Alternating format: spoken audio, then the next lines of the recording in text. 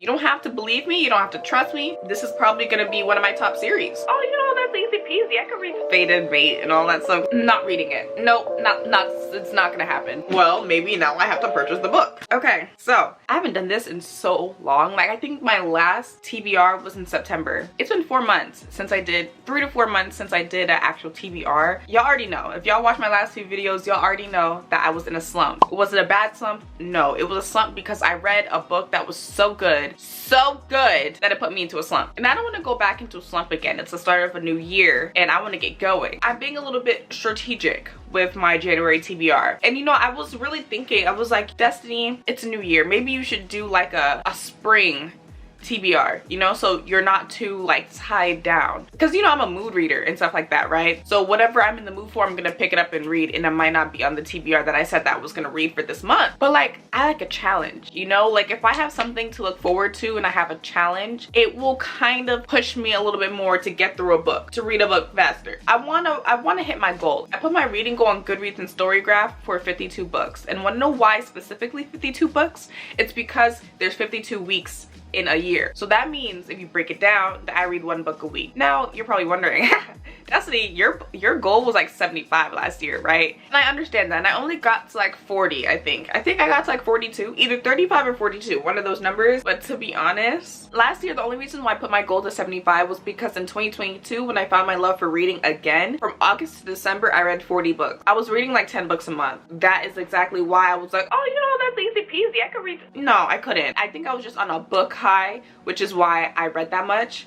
And that's not realistic for me, to be honest, because with everything that I got going on, I have work, I have social media to do, a lot of things to do on my plate. You probably might not think it's a lot, but realistically it's a lot to me. We're doing 52. I'm doing 1 book a week, so at least I know that I can pass that goal, you know. And if I pass that, then I'll be fine. That was a lot of talking for no reason, but you guys feel me, right? Like, 52 makes sense. At first I was gonna put 50, but I saw other people be like, oh, 52, and I was like, that's smart. Y'all might be onto something. So I did that too. January is gonna be more of like a calmer month. Y'all know I'm a fantasy heavy person. Anytime, any chance I get, I'm gonna read a fantasy book. And usually I try to read like multiple fantasy stories because sometimes I don't like to be in a world for too long. First of all, I already read 1 book this month. I started with a fantasy book and it's so good so far. So I was gonna try to read like 1 or 2 fantasy books and then read some contemporary romances and some other genres, but this series is pulling me in too much. It's pulling me in. The first book is Lady of Darkness. These books are expensive. It's like $20 per book and it's a paperback, but it's because she's an indie author. But you know what, whatever. If you want a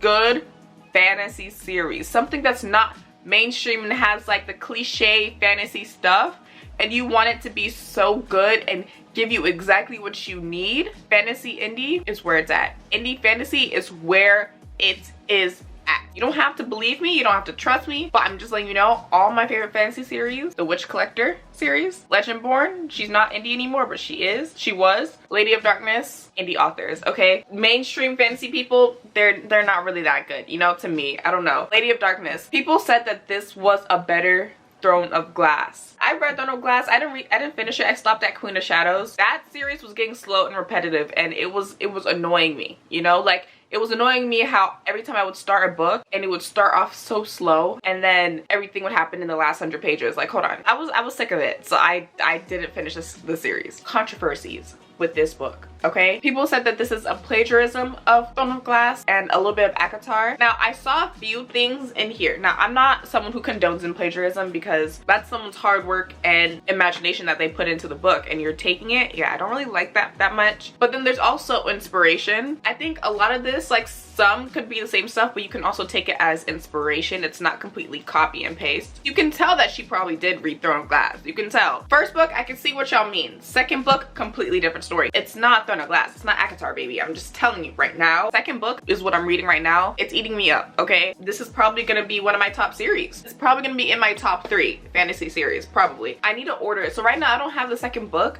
because I need to order the second book. Like, I'm gonna read the book and buy it if I like it. So like, if the series starts getting bad, I don't want to be the victim of, you know, having a whole series and not liking it. I read the book on Kindle and then I liked it, rated it 5 stars, and then bought the book. I'm probably gonna finish the book by Sunday. I have like 300 pages left. This is Fae. This deals with heavy topics that will make my heart cry, turn over, fall over, throw up. And it's about like a badass woman, female, who overcomes all these, you know, trials and tribulations and ends up finding her, you know, fated mate and all that stuff. I be eating fated mates up. That's like 5 or 6 books, okay? So it's not, I'm not gonna be branching out to too many crazy fantasy books because that's gonna be majority of my month. And then on top of that, my book of the club book is Sword of Kaigen. People said that book is so good. It's a 6-star book and I'm excited to read that book. We're starting to read that book next week. So I'm gonna try to get through Lady of Shadows, which is the 2nd book, and then maybe read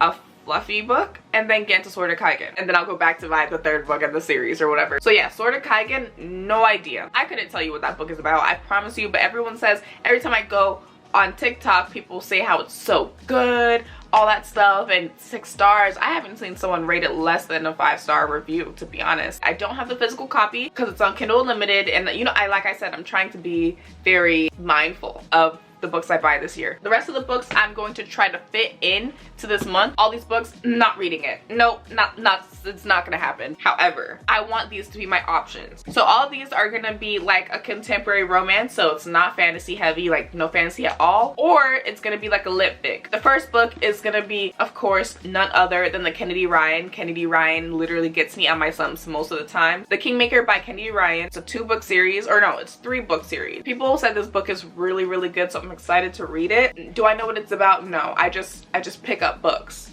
that people tell me to pick up. And then also, because it's Kennedy Ryan, I'm gonna buy her whole collection. I might maybe read this in between before I read Sword of Kaigen, I don't know. And then another Kennedy Ryan book, I just want to get this out the way. It's Hookshot by her. It's the last book in her Hoop series. Like I said, I read Longshot, rated that 5 stars. Blockshot, DNF'd it because of cheating trope, but it was a good book. It was so far like a 3.5 4-star book until like the cheating trope. And then there's Hookshot that I think people said is a good book as well. So I just love the cover. Then we have Book Lovers. This has been on my TBR for like months, like probably a year now. I read Beach Read and it was really good. I think I rated it 4 stars. I liked it a lot. So I'm gonna read Book Lovers and see how much I like it. Oh, this is 370 pages.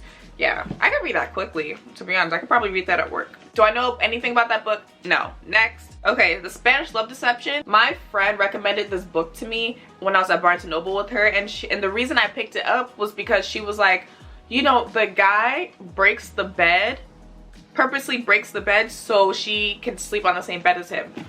And I was like, oh, okay. He broke the bed? He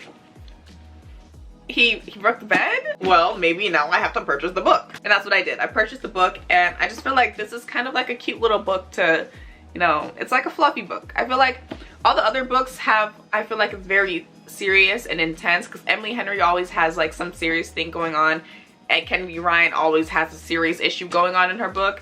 I feel like maybe this is like a fluffy romance that doesn't have too big of like issues, you know? Like I could just read it and be like, oh my god, it's just about 2 people falling in love. And then the last 2 books that is on my possibly reading list, my TBR. Highly Suspicious and Unfairly Cute. But this is what the book looks like. I was debating on leaving this book for Black History Month, which is next month, and reading a whole bunch of Black authors. So I'm probably not gonna read this book, realistically. I only added this book in because it's like 270 pages, I think. No, I'm lying. It's like 300. And then the last book is Bunny by Mona Awad. I have no idea what to expect with this book, except my friend keeps saying how good this book is and it's her favorite book ever.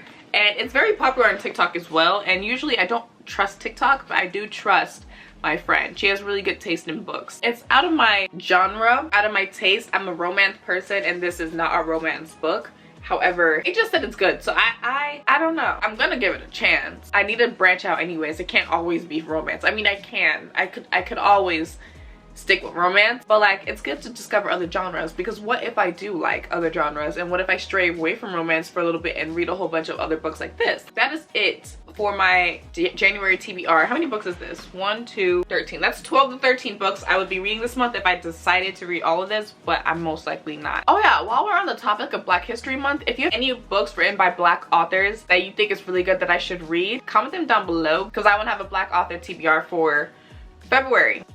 Oh, I just saw iguana run across the floor. They run fast. That is it. I'll see you guys next week with another video. Hopefully it's a reading vlog because I really want to post a reading vlog. So I'll see y'all next week. Bye.